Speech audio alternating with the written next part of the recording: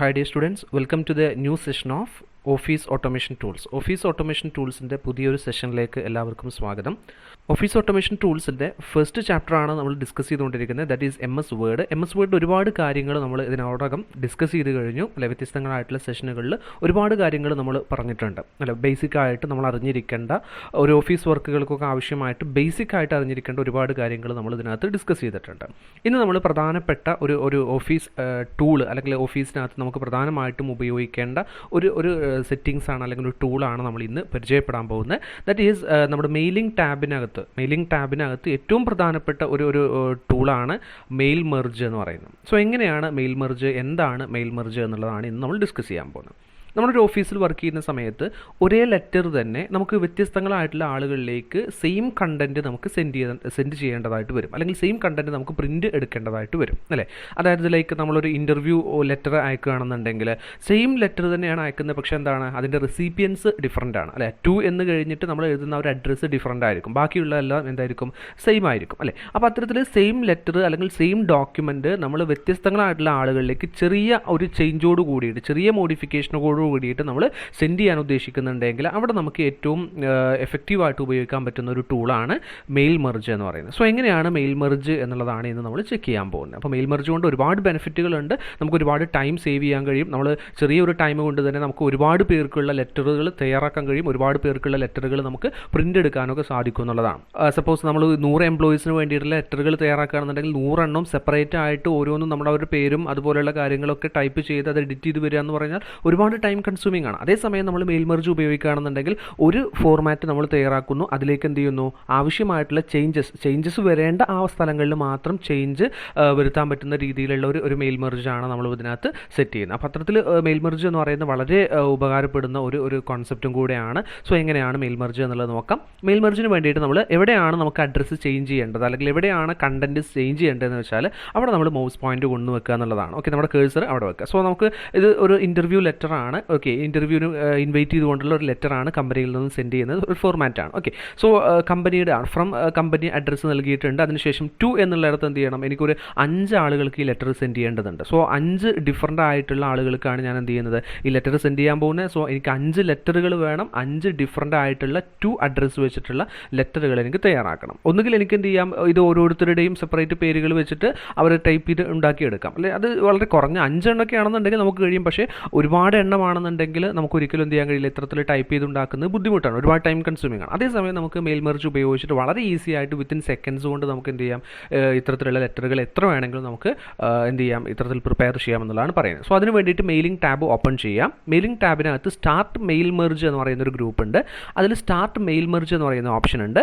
Different ആയിട്ടുള്ള രീതിയിൽ mail മെർജുകൾ set ചെയ്യാറുണ്ട്. നമ്മളിവിടെ ആദ്യം ചെക്ക് ചെയ്യാൻ പോകുന്നത് step by step mail merge wizard ഉപയോഗിച്ചിട്ടാണ്. അപ്പോൾ നമ്മൾ സ്റ്റാർട്ട് മെയിൽ മെർജ് എന്നുള്ളതിൽ ക്ലിക്ക് ചെയ്ത് കഴിഞ്ഞാൽ നമുക്ക് ഒരുപാട് ഓപ്ഷൻസ് കാണാൻ കഴിയും. അത് last one step by step mail merge എന്ന് പറയുന്ന ഒരു ഓപ്ഷൻ ഉണ്ട്. അതിൽ ക്ലിക്ക് ചെയ്യുക. അതിൽ ക്ലിക്ക് ചെയ്യുമ്പോൾ സമയത്ത് നമുക്ക് റൈറ്റ് സൈഡിലായിട്ട് ഒരു വിൻഡോ ഓപ്പൺ ആയിട്ട് വരും. അതിൽ കാണാൻ കഴിയും ലെറ്റേഴ്സ്, ഇമെയിൽ മെസ്സേജസ്, അങ്ങനെ പറയുന്ന കുറച്ച് ഓപ്ഷൻസ് കാണാൻ കഴിയും. അതായത് ഡോക്യുമെൻറ്റ് ടൈപ്പാണ് അതുകൊണ്ട് ഉദ്ദേശിക്കുന്നത്. സോ നമ്മൾ ലെറ്ററാണ് സെൻഡ് ചെയ്യാൻ പോകുന്നത്. അപ്പോൾ ലെറ്റർ ഞാൻ സെലക്ട് ചെയ്യുന്നു.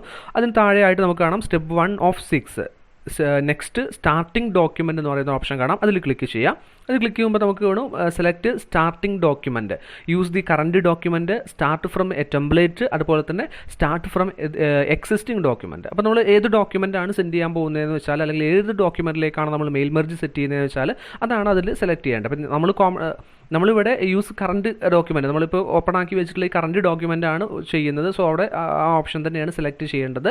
അതിനുശേഷം നമ്മൾ നെക്സ്റ്റ് കൊടുക്കുക.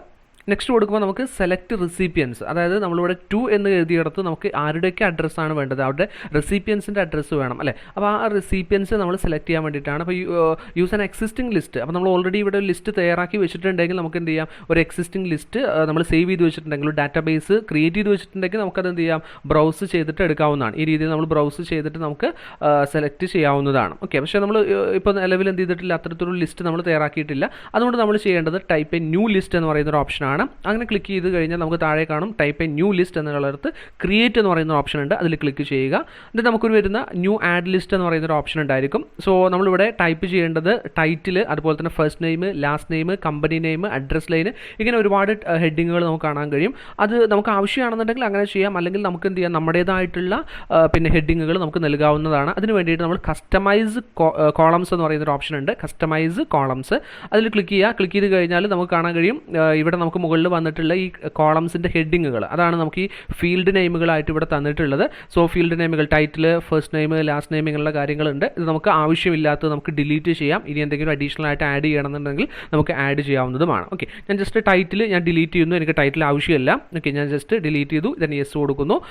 Then first name, last name ഞാൻ ഡിലീറ്റ് ചെയ്യുകയാണ്. ഓക്കെ, നമുക്ക് ആവശ്യമില്ലെങ്കിൽ നമുക്ക് ഡിലീറ്റ് ചെയ്യാം. കമ്പനി നെയിം ഡിലീറ്റ് ചെയ്യുന്നു. ദെൻ അഡ്രസ് ലൈൻ 2 ഞാൻ ഡിലീറ്റ് ചെയ്യുന്നു. ദെൻ സിപ്പ് കോഡ് ഡിലീറ്റ് ചെയ്യുന്നു. ദെൻ ഹോം ഫോൺ ഡിലീറ്റ് ചെയ്യുന്നു. ഓക്കെ, അപ്പോൾ ഇതിൽ ആവശ്യമില്ലാത്ത കണ്ടൻറ്റുകളെ, ഫീൽഡുകളെ നമുക്ക് എന്ത് ചെയ്യാം, ഡിലീറ്റ് ചെയ്യാം. എന്തെങ്കിലും നമുക്ക് അഡീഷണൽ ആയിട്ട് ആഡ് ചെയ്യണമെന്നുണ്ടെങ്കിൽ നമുക്കിവിടെ ആഡ് എന്ന് പറയുന്നൊരു ഓപ്ഷൻ ഉണ്ട്. അതിൽ ക്ലിക്ക് ചെയ്ത് നമുക്ക് ആഡ് ചെയ്യാവുന്നതാണ്. ആഡ് ചെയ്യുന്ന അതിൽ നമ്മുടെ ഫീൽഡ് നെയിം നമ്മൾ ടൈപ്പ് ചെയ്ത് കൊടുത്താൽ അത് അവിടെ വരുന്നതായിരിക്കും. ഓക്കെ, അതിനുശേഷം ഓക്കെ കൊടുക്കുക. സോ ആ ടൈറ്റിൽസ് മാത്രം, ആ ഫീൽഡുകൾ മാത്രമാണ് ഇപ്പോൾ നിലവിൽ ഈ ഒരു ലിസ്റ്റിൽ വന്നിട്ടുള്ളത്. സോ നമുക്ക് എന്ത് ചെയ്യാം, ഇനി 1 by 1 ആയിട്ട് നൽകാവുന്നതാണ്. ഓക്കെ, ജസ്റ്റ് ഞാനൊരു 5 ആളുകളുടെ നെയിമാണ് ഇവിടെ നൽകാൻ ഉദ്ദേശിക്കുന്നത്. ഓക്കെ,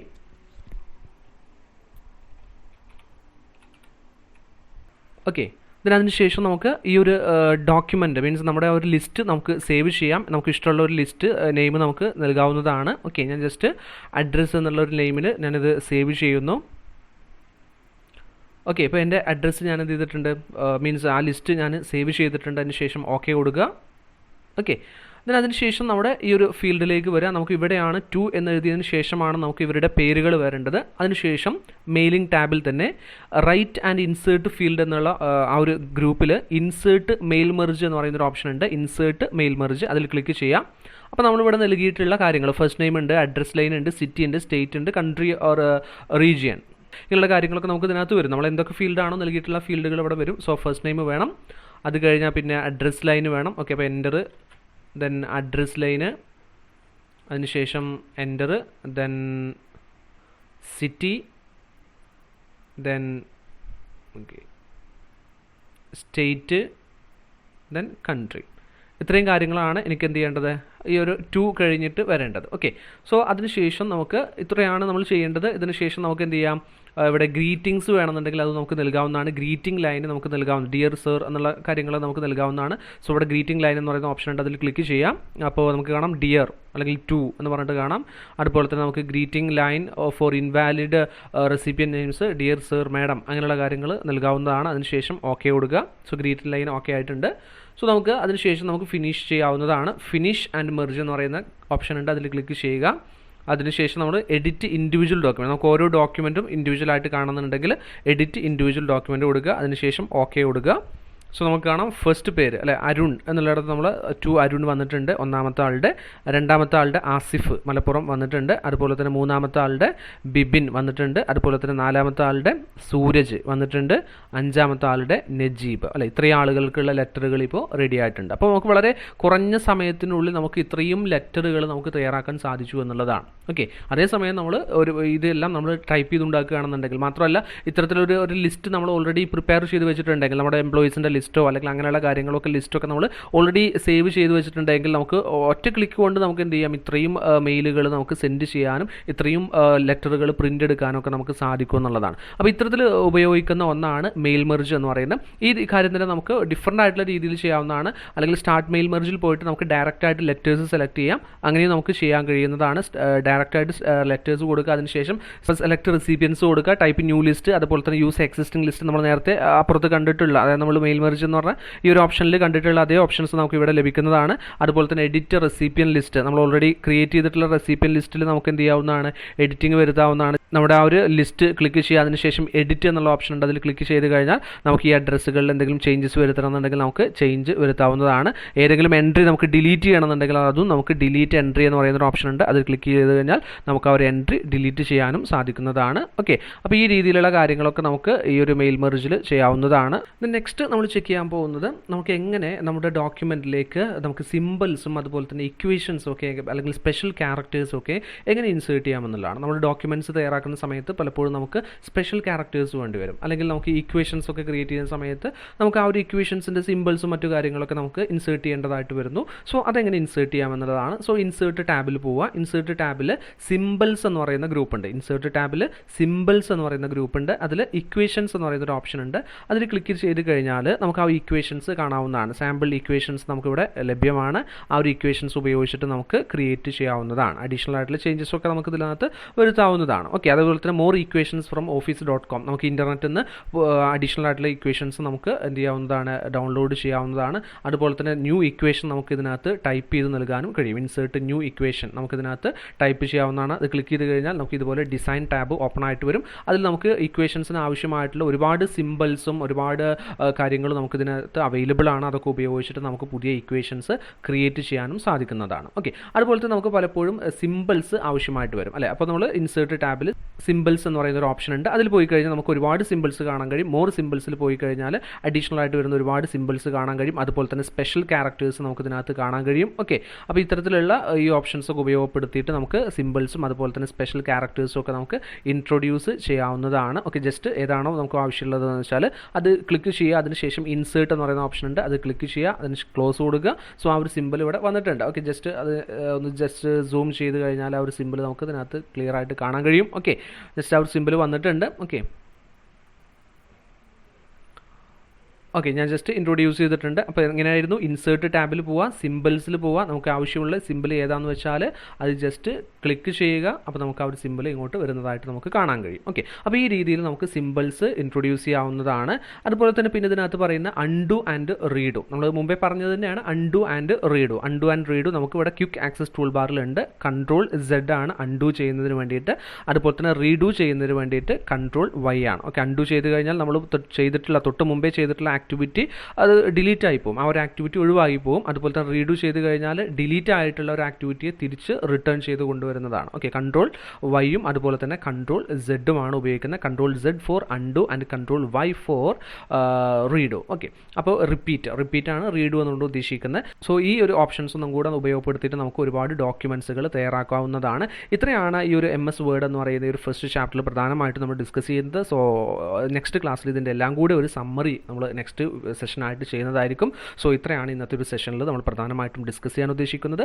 സോ ബാക്കിയുള്ള കാര്യങ്ങൾ ഇതിൻ്റെ ഒരു സമ്മറി ആയിട്ട് നെക്സ്റ്റ് വീഡിയോയിൽ നെക്സ്റ്റ് സെഷനിൽ നമ്മൾ ചെയ്യുന്നതായിരിക്കും. സോ വൈൻഡപ്പ് ചെയ്യുന്നു. Thank you.